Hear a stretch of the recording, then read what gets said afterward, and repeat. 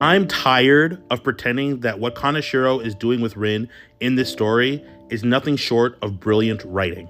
Because look at Rin's backstory, right? He wants his brother to be the best striker in the world, and he wants to be the second best striker in the world. Sai goes to Spain to play. He comes back after a year of Rin trying to fill the void that Sai left. And when Sai comes back, he says, instead of becoming the best striker, I'm going to be the best midfielder in the world. Rin obviously doesn't want that. This was supposed to be both their dreams. And now Sai is changing it. He doesn't even want to be a striker anymore.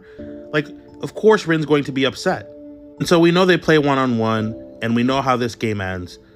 But this is trauma. This is straight up trauma. Your brother coming back as a totally different person, completely changing his dream, thereby crushing your dream. That's trauma. And that trauma almost made him quit football entirely, something that he loves to do. It's not until later that he realizes, no, this is not my fault. This is Sai's fault. I am going to destroy Sai. This is his motivation going into Bluelock. And he's damn good when he's in Bluelock, man. This guy is just head and shoulders above every other player in Bluelock. And you know the guy who they're always complaining about, the main character who is always winning now, who can never seem to lose?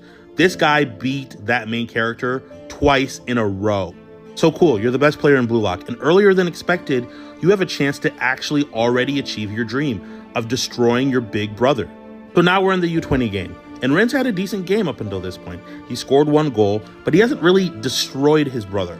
And this is his last chance, the final matchup, and we all know how this goes. Rin discards everything, trying to be Sai's little brother, all the titles of being #1 in Bluelock. He discards everything, and he's rewarded for it. He actually stops Sai. This was the right thing to do, and this is what a lot of people confuse. They're like, oh wow, I thought Rin already got rid of Sai and Isagi and all these other things. They're right. At this point, he did. He stopped Sai because he let go of everything and focused on himself, the egoist Rin Itoshi. And he stopped Sai. This was huge. And we all know how this goes. Isagi scores his luck goal by predicting all of that with Sai and Rin. And Bluelock beats Japan's U20 team. But at least Rin kind of won, right? He stopped his brother. Yeah, he's not the one who won the game, but in a way you could say he beat his brother. So he should be happy right now, right? He destroyed his brother, kind of. This is what he wanted. When Sai comes up to him and says, I was wrong. I thought Japan was unable to give birth to any decent strikers. At this point, Rin thinks he's talking about him. Look at his doe eyes, Nichan. He literally thinks that Sai is about to apologize to him for destroying their dream together. He thinks that Sai was going to say, I was wrong about leaving you, Rin. You are worthy enough to actually become the world's best striker, and I will follow, and we can both become the world's top 2 strikers. Rin thinks everything's going back to normal at this point. But Sai doesn't do any of that. The savage he is says he even managed to call forth your instincts. The one who's able to change this country's football is Isagi Yoichi. An egoist like that might have what it takes.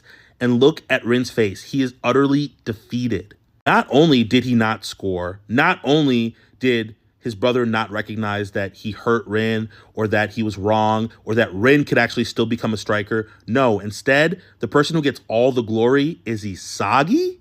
That's why a chapter later, Rin's not playing around. He crashes out at Isagi. From this moment onwards, you are my rival. Don't you forget.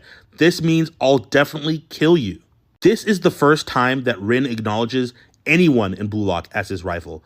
This elevates Isagi to being someone he needs to destroy. He needs to kill, just like his older brother. And we see that in the NEL, right? Every time we see Rin, he's talking about, I'm going to destroy you, Isagi. And Rin does really well in the NEL. He pushes Isagi to the brink. He almost wins this game multiple times. But in the end, Isagi evolves again. And Rin loses to Isagi. And he calls Isagi the Demon King. And this is a title well earned because up until this point, no one's actually ever beaten Rin. Yes, the World 5 did it, whatever. But no one's actually proved that in a moment, they are a better player than Rin. This is the first time. So it's no wonder Isagi and Rin are tied for first place.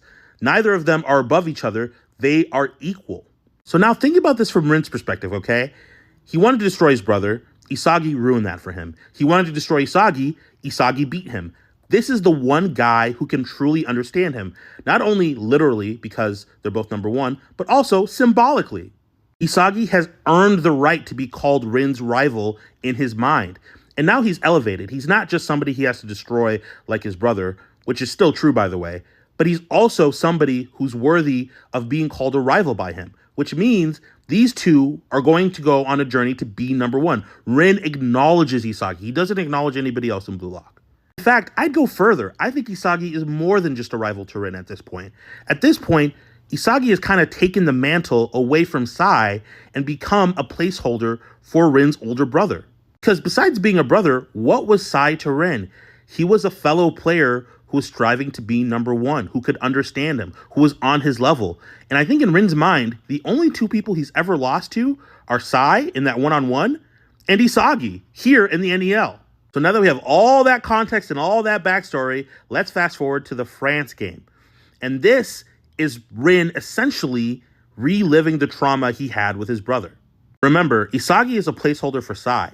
So Rin is seeing Isagi start to question whether or not he should be a number one and instead should be a number two. And he even starts saying he should be a midfielder. This is literally what happened to Sai, but instead of happening in Spain, somewhere that Rin couldn't see, he's actually on the field, seeing it happen again. That's why this panel exists. Rin is desperately trying to prevent what happened to Sai to happen to Sai's placeholder, Isagi.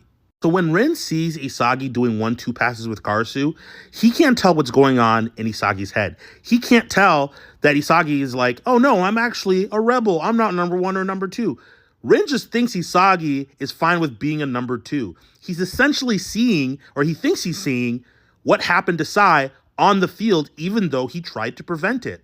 Rin's entire motivation for joining Bluelock was the traumatic moment where his brother gave up on being a striker and turned into a midfielder.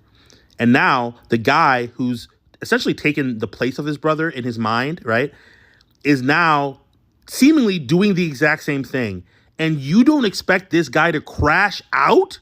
This makes perfect sense to me. This storyline makes all the sense in the world to me, and I think it's awesome storytelling. And we don't know, is Rin going to score and actually, take control of this game? I don't know. Maybe he will. Maybe he won't score. But I think what Kaneshiro is doing makes sense with Rin's character, and I don't think he's reverted back at all. In fact, I think this makes sense for what he's seen already. Let me know what you guys think. Obviously, this is a long video, but those were my thoughts, and I just had to kind of get them out there. Let me know what you guys think, and as always, follow for more.